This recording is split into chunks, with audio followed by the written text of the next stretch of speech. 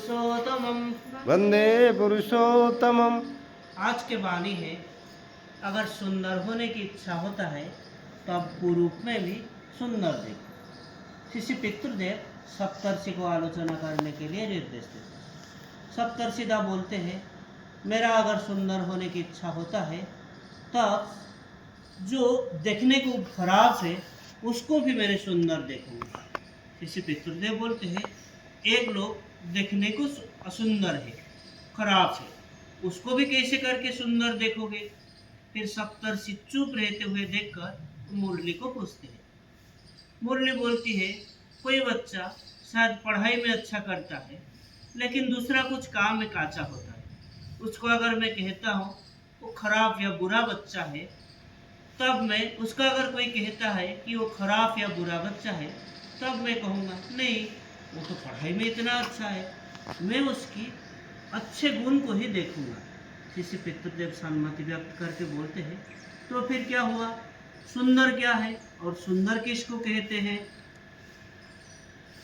फिर कोई कुछ ना कहते हुए देखकर वो पुनराय बोलते हैं, सुंदर का मतलब होता है मनोहर, जो मन को हरण करता है, आकृष्ट करता है। ठाकुर बोले हैं, अगर सुंदर होने की इच्छा करते हो तब कुरूप में भी सुंदर देखो। और कुरूप का मतलब क्या है? कुरूप का मतलब जिसका कोई सौंदर्य नहीं, जो मन को सहज से आकृष्ट नहीं करता। कुरूप में भी कैसे सुंदर करके देखोगे? परमपिता कोई भी चीज को संपूर्ण बुरा करके सृष्टि नहीं किए। जो किसी चीज के अंदर कुछ न कुछ तो अच्छा रहेगा ही। हम लोगों को उनमें से जो अच्छा है उसको देखना होगा। किसी का भी सोचना, किसी का शायद शकल सूरत या चेहरा खराब हो सकता है, लेकिन उसके अंदर ऐसे कुछ गुण हैं जो सचराचर दूसरे मनुष्य के अंदर भी देखा नहीं जाता। वो शायद दूसरों की दुख देखने से चुप करके बैठ नहीं पाता है, दौड़ जाता है। परोपकार करना ही उसका स्वभावतः धर्म होता है। किसी का शायद नाक बुरा है लेकिन आँख तो अच्छा है, किसी का शायद आँख बुरा है लेकिन नाक तो अच्छा है, किसी का दांत खूब सुंदर है, और क्या है, कोई शायद लिखा पढ़ा में अच्छा नहीं है लेकिन अच्छा गा भी सकता है। फिर देखा जाता है कोई शायद भीषण दुष्ट, लेकिन जब जो करता है सिंसियरली, निष्ठा के साथ करता है। बुरा कोई कुछ करने से वो अकपट भाव से स्वीकार करता है। ठाकुर हम लोगों के हर किसी के अंदर अच्छा देखने की बात बोले, और ऐसे भी हो सकता है मेरे निकट में ऐसे प्रतीत हो रहा है कि वो आदमी बुरा है, बदमिजाजी है, लेकिन अच्छे तरह से देखने से समझा जाएगा कि असल की बात वो नहीं है। उसके जिस गुण के अभाव है और वो मैं सोच रहा हूँ वास्तव में वो ऐसा नहीं है। फिर भाई लोगों की ओर देख के ऋषि पितृदेव पूछते हैं, क्या ऐसे नहीं होता है? फिर अनेक लोग एक स्वर में उत्तर देते हैं, जी आज्ञा, बहुत समय में ऐसे ही होता है। ऋषि पितृदेव आप बोलते हैं, इस विषय में नजर रख के चलना होगा। फिर अब तिर्यदा को बोलते हैं, विश्री में या कुरूप में भी सुंदर करके कैसे देखोगे?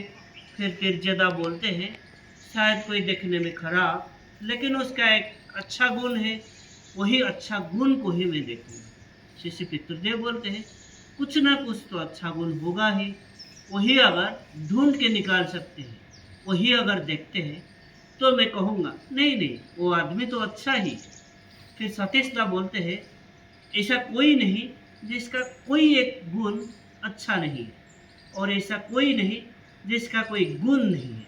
ऋषि पितृदेव बोलते हैं, हाँ, शायद मेरे नज़र में वो पकड़ में नहीं आ सकता है, इसीलिए किसी को बुरा देखना नहीं होगा।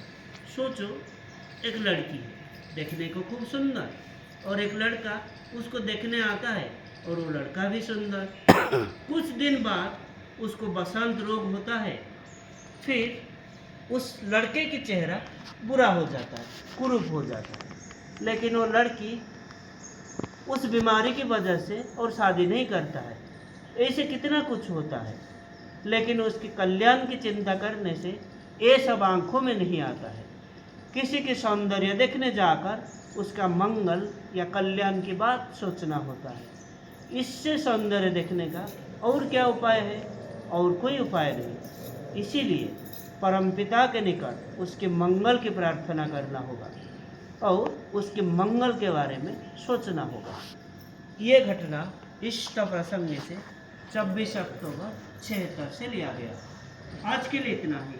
वंदे पुरुषोत्तमम। वन्दे पुरुषोत्तमम्। जय।